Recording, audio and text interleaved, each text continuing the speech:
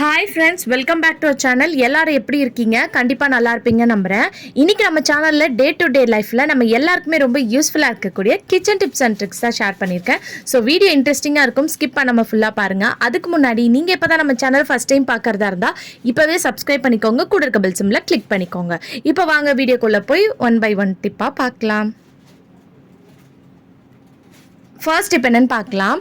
நம்ம தயிர் இந்த மாதிரி வச்சுருக்கும் போது சம்டைம்ஸ் புளிச்சு போயிடும் இல்லையா? ஸோ அது புளிக்காமல் இருக்கிறதுக்கு இந்த ஒரு டிப்பை மட்டும் நீங்கள் ஃபாலோ பண்ணாலே போதும். தயிர் உங்களுக்கு எப்போவுமே நல்லா ஃப்ரெஷ்ஷாக இருக்கும். நம்ம வீட்டில் இருக்கக்கூடிய இந்த சின்ன இஞ்சி துண்டு மட்டும் போட்டு வைங்க. ஸோ இது பார்த்திங்கன்னா புளிப்பு தன்மை இருந்தாலும் எடுத்துரும், புளிக்காமல் இருக்கிறதுக்கும் பார்த்திங்கன்னா உங்களுக்கு ரொம்பவே ஹெல்ப்ஃபுல்லாக இருக்கும். ஸோ கண்டிப்பாக உங்கள் வீட்லேயும் இந்த டிப்பை ட்ரை பண்ணி பாருங்கள். ட்ரை பண்ணி பார்த்துட்டு எப்படி இருந்துச்சுன்னு கமெண்ட் பாக்ஸில் கமெண்ட் பண்ணுங்கள். அடுத்த டிப் என்னன்னு பார்க்கலாம். நம்ம இந்த டிப் நிறைய பேருக்கு தெரிஞ்சிருக்கும். பிக்னராக இருக்கிறவங்க தெரியலனா இந்த டிப் தெரிஞ்சுக்கலாம். நம்ம இட்லி வெந்துச்சா இல்லையான்னு பார்க்குறதுக்கு இந்த ஒரு சின்ன டிப்பை நீங்கள் ஃபாலோ பண்ணிக்கோங்க. அதுக்கு கையில் தண்ணியை நினச்சிட்டு இந்த மாதிரி குத்தி பார்க்கணும். அப்போ உங்களுக்கு மாவு கையில் ஒட்டாமல் இருந்துச்சுன்னா வெந்துச்சுன்னு அர்த்தம். சப்போஸ் நீங்கள் இந்த மாதிரி குத்தும் போது கையில் மாவு ஒட்டிச்சுன்னா இட்லி வேகலைன்னு அர்த்தம். ட்ரை பண்ணி பாருங்கள்.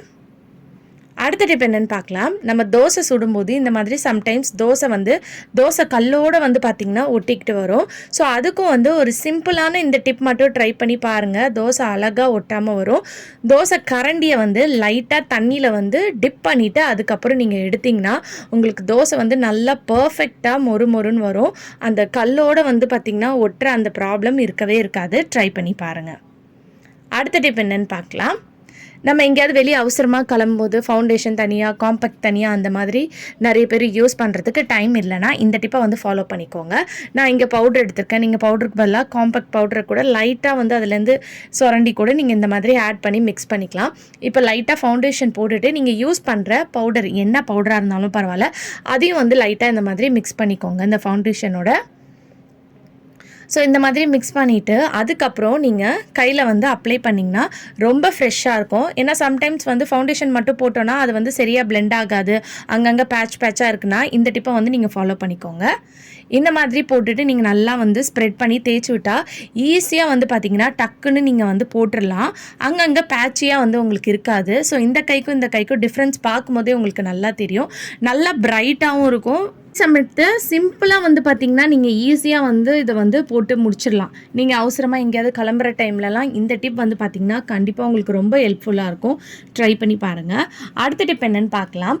நம்ம ஐலைனர்ஸ்லாம் போடும்போது இந்த மாதிரி டாட் எங்கேயாவது கண்ணு கீழே இல்லை கண் மேலே இந்த மாதிரி லைட்டாக பட்டுருச்சுன்னா, ஒன்று வேஸ்லின் இருந்துச்சுன்னா அதை லைட்டாக பட்ஸில் டிப் பண்ணி இந்த மாதிரி அழிச்சிங்கன்னா அழகாக உங்களுக்கு அழிஞ்சிரும். அப்படி வேஸ்லின் இல்லைன்னா இந்த டிப்பை ஃபாலோ பண்ணிக்கோங்க.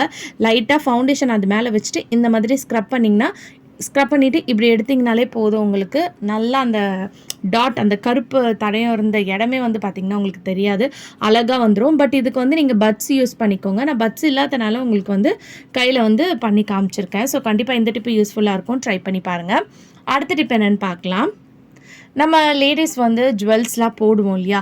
செயின்லாம் போடும்போது அது மிஸ் ஆகாமல் இருக்கணும்னா இந்த டிப்பை நீங்கள் ஃபாலோ பண்ணிக்கோங்க.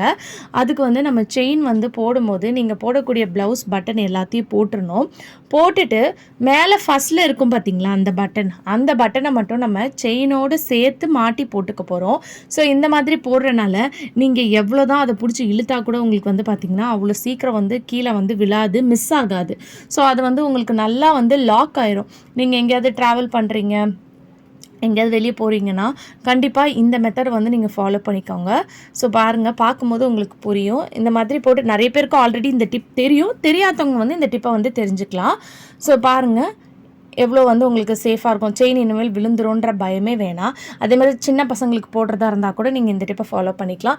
இன்னும் கொஞ்சம் நீங்கள் சேஃப்டியாக இருக்கணும்னு நினச்சிங்கன்னா ஒரு சேஃப்டி பின்னை எடுத்துகிட்டு நீங்கள் போடக்கூடிய அந்த ட்ரெஸ்ஸோட சேர்த்து இந்த மாதிரி நீங்கள் பின் பண்ணிக்கோங்க. இந்த மாதிரி பின் பண்ணிக்கும் போதும் அது பார்த்திங்கன்னா நல்லா உங்களுக்கு லாக் ஆயிரும், கீழே விழவே விழாது, நல்லா உங்களுக்கு சேஃப்டியாக இருக்கும். ஸோ கண்டிப்பாக இந்த டிப் ரொம்ப யூஸ்ஃபுல்லாக இருக்கும். ட்ரை பண்ணி பாருங்கள். அடுத்த டிப் என்னென்னு பார்க்கலாம். நம்ம ப்ளவுஸ் யூஸ் பண்ணும்போது ப்ளவுஸ் ரொம்ப லூஸாக இருக்குது அப்படின்னா இந்த சின்ன டிப்பை தெரிஞ்சாலே போதும். நம்ம ஈஸியாக இதுக்கு டைட் பிடிக்கணுன்ற அவசியம் இல்லை.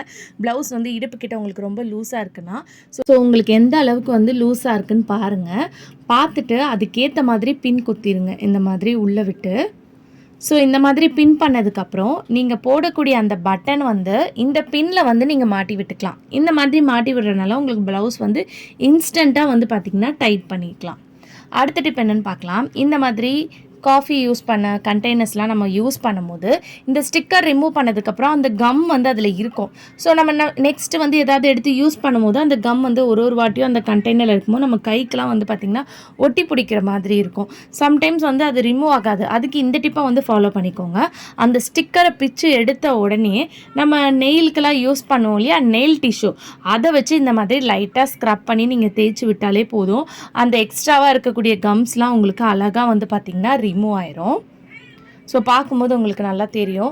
அப்படி உங்ககிட்ட இந்த மாதிரி நெயில் டிஷ்யூ இல்லைனா நெயில் ரிமூவர் லிக்விட் இருக்கும் பாருங்கள், அது இருந்துச்சுன்னா காட்டனில் டிப் பண்ணி கூட நீங்கள் தேய்ச்சிக்கலாம். ஸோ இந்த மாதிரி தேய்க்கும் போது அந்த கம்மெல்லாம் இன்ஸ்டண்ட்டாக உங்களுக்கு க்ளீனாக வந்து பார்த்திங்கன்னா நீட்டாக வந்து உங்களுக்கு ரிமூவ் ஆயிரும். ஸோ கண்டிப்பாக இந்த டிப்பையும் ட்ரை பண்ணி பாருங்கள். அடுத்த டிப் என்னென்னு பார்க்கலாம். நம்ம யூஸ் பண்ணக்கூடிய குக்கர் வந்து பார்த்திங்கன்னா ரொம்ப கீழே வந்து ஒரு மாதிரி மஞ்சக்கரையாக டல்லாக அழுக்காக இருக்கும். நம்ம வந்து திருப்பி அதுலேயே வந்து பார்த்திங்கன்னா சமைச்சு யூஸ் பண்ணிக்கிட்டு இருப்போம். அப்போ என்ன ஆகும்னா அது கொதித்து பாயில் ஆகும்போது அதில் இருக்கக்கூடிய அழுக்கும் வந்து இது சாதமோ பருப்போ நம்ம வேக வைக்கும் போது அதோடு மிக்ஸ் ஆகி நம்ம வயிற்றில் தான் போகும். ஸோ கண்டிப்பாக வீக்லி ஒன்ஸ் இல்லை 15 days ஒன்ஸ் இந்த மெத்தட் ஃபாலோ பண்ணி க்ளீன் பண்ணிக்கோங்க. அதுக்கு குக்கரில் வந்து லைட்டாக வந்து தண்ணி சேர்த்துட்டு இது கூட வந்து கொஞ்சமாக வந்து பேக்கிங் பவுடர் சமையலுக்குலாம் யூஸ் பண்ணுவோம் இல்லையா, அது வந்து சேர்த்துக்கோங்க. அதுக்கப்புறம் உப்பு கொஞ்சம் சேர்த்துக்கோங்க. அப்புறம் நீங்கள் யூஸ் பண்ணுற டிஷ்வாஷ் லிக்விட் இது எல்லாத்தையும் சேர்த்துட்டு கேஸ் ஸ்டவ்வில் வச்சுட்டு நல்லா வந்து 1 நிமிஷத்துக்கு அளவுக்கு நல்லா கொதிக்கணும். இது கொதிக்கும் போது இந்த மாத்திரை கவர், காலியான மாத்திரை கவரையும் வந்து நீங்கள் சேர்த்துக்கணும். இதை சேர்த்து நல்லா ஒரு 2 நிமிஷம் கொதித்ததுக்கப்புறம் அந்த தண்ணியை கீழே ஊற்றிட்டு அந்த மாத்திரை டேப்லெட் கவர் மட்டும் எடுத்துக்கோங்க. எடுத்துட்டு லைட்டாக நீங்கள் யூஸ் பண்ணுற டிஷ்வாஷ் லிக்விடோ இல்லை சோப்போ எதாக இருந்தாலும் சேர்த்துட்டு நல்லா வந்து நீங்கள் ஸ்க்ரப் பண்ணி விடணும். நல்லா இந்த மாதிரி தேய்ச்சி ஸ்க்ரப் பண்ணி விடும்போது அப்படியே உங்களுக்கு பார்க்கும்போதே தெரியும் நல்லா அதில் இருக்கக்கூடிய அழுக்கெல்லாம் வந்து க்ளீனாக ரிமூவ் ஆயிரும். இப்போ இந்த குக்கர் சைட்லலாம் வந்து பாருங்கள் எந்த அளவுக்கு வந்து கரையாக இருக்குதுன்னு சொல்லிட்டு மஞ்சக்கரையாக. இது வந்து நீங்கள் க்ளீன் பண்ணி வாஷ் பண்ணதுக்கப்புறம் பார்க்கும்போது உங்களுக்கு நல்லா வந்து பளிச்சுன்னு மாறிடும். ஸோ பாருங்கள் நம்ம தேய்க்கும் போதே கருப்பாக அந்த அழுக்கெல்லாம் வந்து பார்த்திங்கன்னா ரிமூவ் ஆகுது. ஸோ இந்த மாதிரி நல்லா வந்து இந்த மாத்திரை கவரை வச்சு தேய்ச்சதுக்கப்புறம் திருப்பி வந்து நம்ம ஸ்டீல் ஸ்க்ரப்பர் வந்து எடுத்துக்கலாம். இப்போ இதை வந்து நீங்கள் ஸ்டீல் ஸ்க்ரப்பரை வச்சு தேய்க்க போகிறீங்க. இப்போ வந்து நம்ம ஸ்டீல் ஸ்க்ரப்பரை வச்சு நல்லா இந்த மாதிரி சைடில் ஓரங்களெல்லாம் நல்லா வந்து ஸ்க்ரப் பண்ணி தேய்ச்சி விட்டுக்கலாம். அந்த தண்ணியோட கலர் வந்து பாருங்கள் எந்த அளவுக்கு பிளாக்காக இருக்குன்னு. இந்த மாதிரி தேய்ச்சி விட்டு இதை வந்து வாஷ் பண்ணி எடுத்துக்கோங்க. இப்போவே உங்களுக்கு நல்லா பளிச்சுன்னு மாறிடும். நம்ம அப்படியே யூஸ் பண்ணாமல் திருப்பி ஒரு வாட்டி நம்ம பாத்திரம் வாஷ் பண்ணுறதுக்கு யூஸ் பண்ணுற சோப்பை வச்சு நல்லா இந்த மாதிரி ஸ்க்ரப் பண்ணி தேய்ச்சி வாஷ் பண்ணிவிட்டு அதுக்கப்புறம் யூஸ் பண்ணுங்கள். ஸோ ஃபஸ்ட் இருந்ததுக்கும் இப்போ இருக்கிறதுக்கும் பார்க்கும் போதே உங்களுக்கே நல்லா டிஃப்ரென்ஸ் தெரியும். நல்லா பளிச்சுன்னு வந்து மாறிடும். இன்னும் வேணாலும் நீங்கள் வந்து இந்த ஸ்க்ரப்பை வந்து நல்லா வந்து ஸ்க்ரப் பண்ணி தேய்ச்சிங்கன்னா உங்களுக்கு நல்லா பளிச்சுன்னு மாறிடும். கண்டிப்பாக இந்த டிப் ரொம்ப யூஸ்ஃபுல்லாக இருக்கும். ட்ரை பண்ணி பாருங்கள்.